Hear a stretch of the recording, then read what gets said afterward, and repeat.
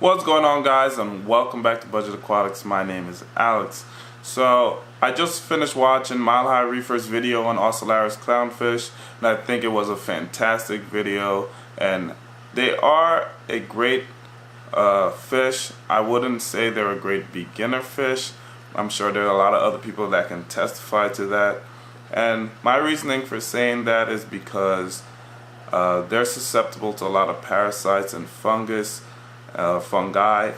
and I believe as a beginner it's kind of difficult to know how to treat those things when you've never dealt with it before. And yes, it's great to quarantine, but even though you quarantine and you don't know how to treat, if the fish does break out with something, you really can't help but watch it die.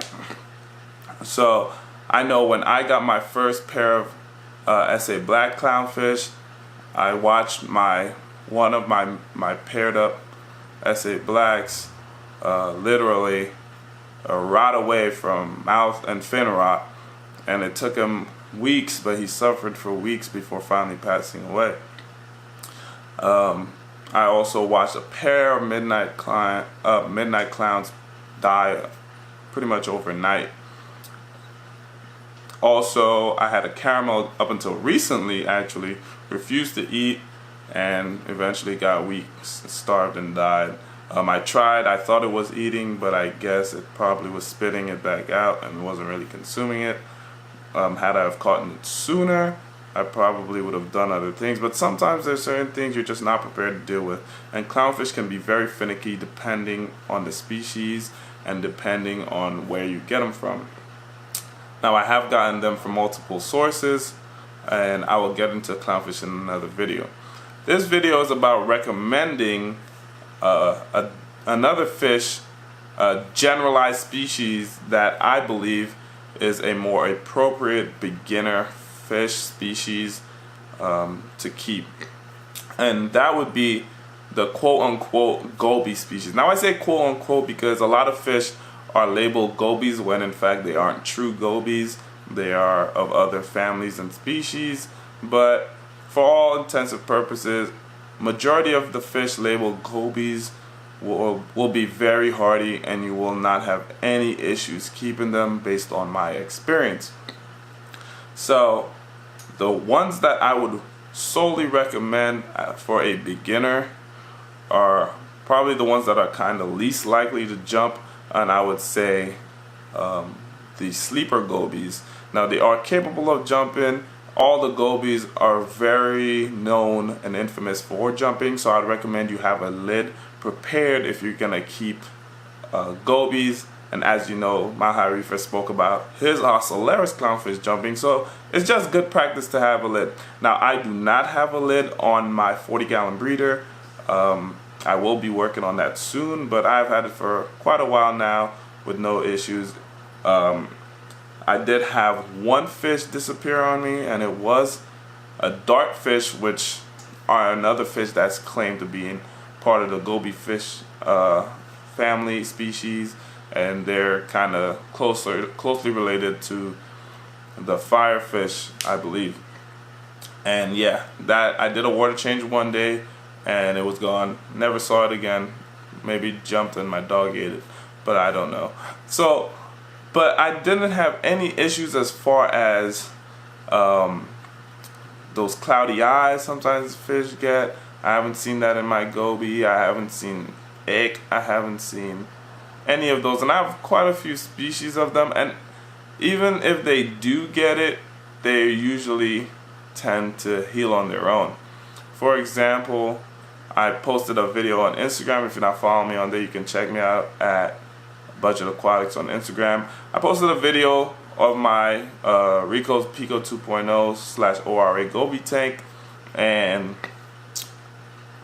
both of my gobies were sick, and I'm not 100% sure they're clear yet because I know ick does fall off and then it populates and then it reattaches. So I am constantly treating the tank, so we will see if they get re-infested with ick.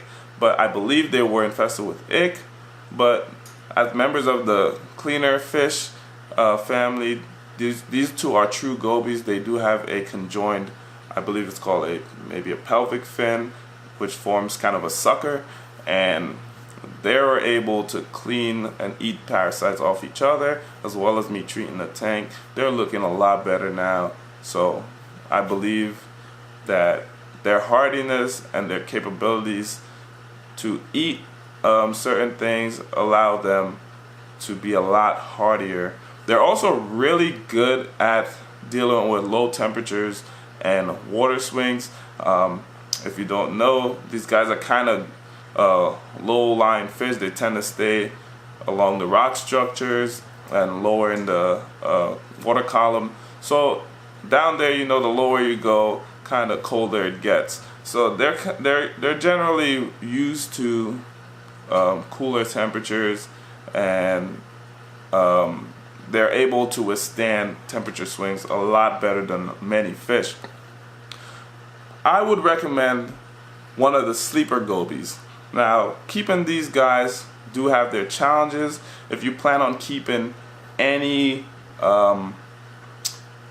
corals in your lower substrate area in the sand, they will get completely covered in sand. These guys are meticulous. They will work all day long sifting sand. So I would recommend getting a 30-gallon and up as they get big, 5 inches plus for most species of sleeper gobies, and they will sift sand, and they do need enough sand to sift to maintain a certain diet of microfauna. But they also will readily take frozen food. Mine eats mysis with no problems. Mine eats flakes with no problems. And the sand is just a supplementary dietary need for them. So that's very important.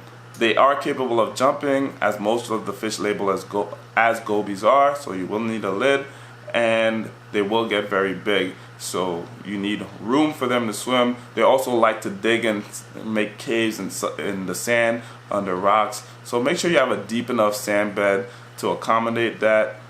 It just makes them feel more comfortable in your system. You don't really have to worry about them jumping. They can be very territorial to other fish of their same body structure, so you got to watch that.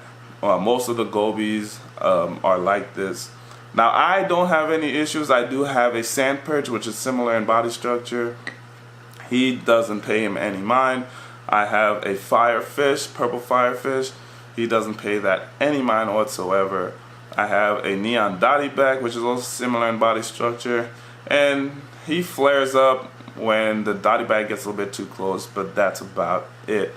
I also trying to think of anything else I have, but I don't think I have anything else that would really cause controversy with him. As long as the fish stay out of his way, he doesn't bother anyone. They're not aggressive. They're fun to watch. Lots of personality, and they swim around all day long. So if you're curious at getting your first fish, I recommend something from the goby family. You won't be disappointed. Make sure you have a lid. They will take anything for the most part to eat. So that's my recommendation. As always, thank you guys for watching. Thank you guys for stopping by at Budget Aquatics. My name is Alex. Have a good one.